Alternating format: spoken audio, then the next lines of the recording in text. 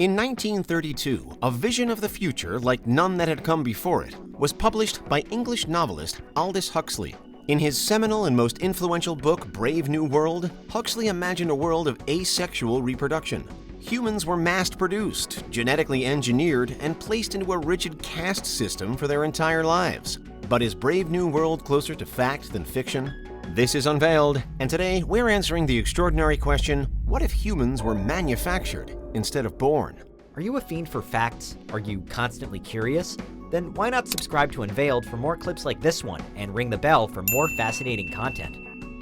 For thousands of years, ordinary childbirth has suited humanity just fine, but in the 21st century, with birth rates generally falling globally and male fertility under threat from pollution, is it time we started looking for an alternative method to keep our species alive?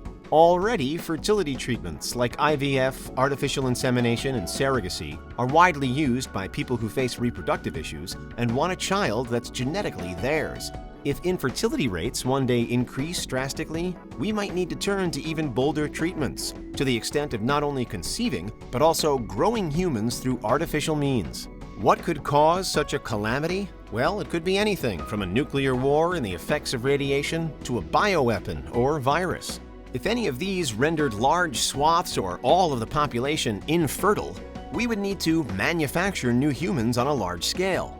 Then again, even without a large-scale disaster, this method of reproduction could just become a popular alternative for people who don't want to conceive naturally and carry a baby to term. It might also allow greater control over a child's genetic makeup and health, letting parents design and shape their offspring. This would raise obvious ethical issues, but might appeal to people nonetheless. Regardless of the reason, it's completely plausible that human manufacturing could one day be widespread. Already we have a lot of experience cloning mammals. The first mammal cloned from an adult cell was the famous Dolly the sheep in 1996. Since then, we've also cloned mice, rats, ferrets, goats, deer, cows, camels, horses, and primates. It's become a commercial process where, for tens of thousands of dollars, you can ensure your beloved pet dog or cat can live forever, constantly reborn as a clone. In fact, in 2018, Barbra Streisand revealed that she'd cloned her dog twice. It's only a matter of time before someone breaks the rules and starts performing true human cloning. And indeed, many experiments cloning embryos to generate stem cells have been performed with great success. Even where embryos aren't cloned, they can still be altered. The prospect of designer babies remains controversial. The only known instance was in 2019 with the birth of twins Lulu and Nana. It landed Chinese scientist Ha Jiankui in prison. However, it might be inevitable, with prospective parents and researchers drawn to the ability to edit out undesirable traits using gene editing tools like CRISPR. In the future, these two areas of science could coalesce into the very future Aldous Huxley warned us about. Babies genetically engineered to have certain characteristics and raised without the need for parents at all. In Brave New World, this is precisely what happens. Infants are born and raised in industrialized hatcheries. They are then placed into a rigid caste system where designated alphas occupy the very top of the societal hierarchy, and any dissenters who oppose the system are banished. This is definitely the worst-case scenario for manufacturing humans artificially. It could promote and legitimize eugenics on an unprecedented scale. But if sterility becomes a widespread issue, and we aren't designing children to edit or remove certain traits from their genomes, there could be benefits to this alternate system of reproduction. One major advantage is that the risks of pregnancy to the expectant mother would completely disappear. Undoubtedly, some people would always want to naturally conceive and go through childbirth. But for those who wished to avoid the risk and still wanted a biological child, a manufacturing system could offer hope. Even in countries with the best healthcare in the world, simply being pregnant still poses many risks. If you have a disability, it's even more dangerous. If you and your partner could simply have your DNA combined externally and then propagated by a cloning machine, it could be quicker, safer, and easier. This could also be safer for babies, reducing complications like premature birth or birth asphyxia. In order to grow humans outside of ourselves, we'd need artificial wombs. We've already made progress in creating these. In 2017, researchers at the Children's Hospital of Philadelphia placed premature lamb fetuses in artificial wombs, where they continued to develop. The wombs were basically plastic bags filled with artificial amniotic fluid. The hope is to do the same for human babies born prematurely. From there, we could eventually create artificial wombs where babies could grow from conception to birth.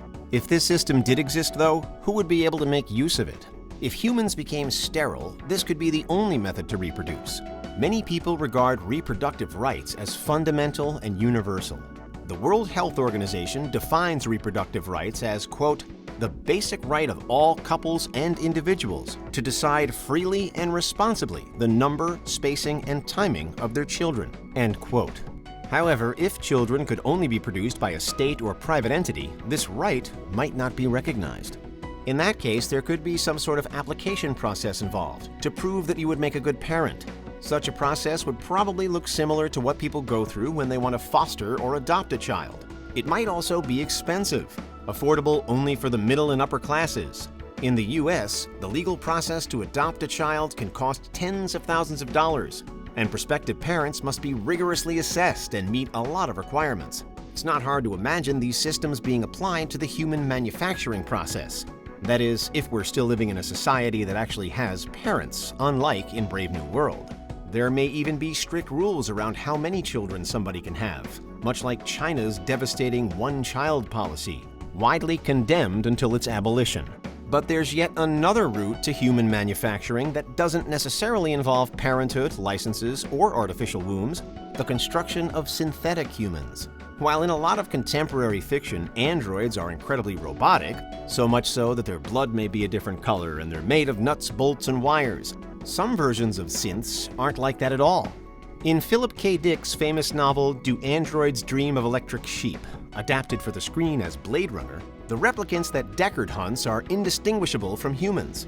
Earth's remaining population doesn't even know there are rogue androids on the loose. The only way to tell is by a trained professional administering an empathy test, or from an invasive bone marrow test, which is said to be so painful it's usually reserved for dead replicants just to verify the results of the bounty hunters. Despite the replicants being manufactured by a private corporation, they are still grown, and some aren't even capable of realizing that they are replicants. There's even been widespread debate about whether Deckard himself is in fact a replicant. Though the replicants of Blade Runner are thinking, feeling, and want to be free, the artificial means of their creation dehumanizes them to everybody else in the novel. This is in contrast to Brave New World, where everybody is born artificially, occupies a position in the caste system, and has been indoctrinated into believing that this society is the best one. They're kept happy with an endless provision of mind-altering drugs known as soma. But of course, if all humans become replicants and we manage to give them equal rights from the get-go, it's a totally different future. Instead of synthetic humans being subjugated, they could be designed not as a labor class, but as genuine replacements for humanity. Instead of a violent struggle between organic and synthetic life could simply take over slowly in a few generations. You could even implant your consciousness into a synthetic and ensure continuity between the two kinds of humans. Like human cloning, the technology to create androids is being developed right now. Only time will tell whether these future humanoids will be manufactured to be organic or mechanical. And that's what would happen if humans were manufactured instead of born.